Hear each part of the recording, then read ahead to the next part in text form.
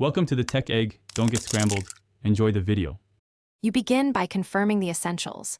Level and the required key item must be equipped before you load the match. Once done, drop directly to spawn zone on in-game day 2 within the 03:0006:00 window. This timing forces the Thunderlord spawn logic. Make sure to carry mobility gear, a glider, and one healing consumable so you can reach the encounter fast. Move immediately. Delays let other players or events disrupt the unique spawn chain.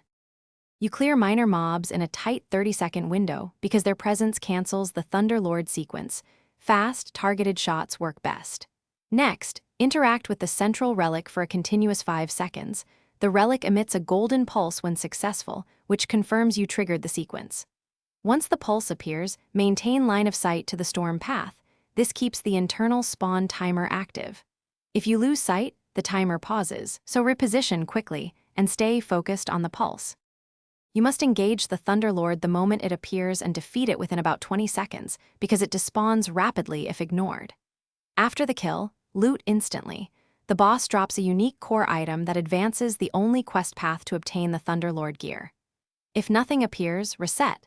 Leave the zone completely, wait 45 seconds, then re-enter and repeat the trigger sequence. This reset clears conflicting events and restores the proper spawn conditions. Thanks for watching. Consider subscribing if I helped unscramble your problems.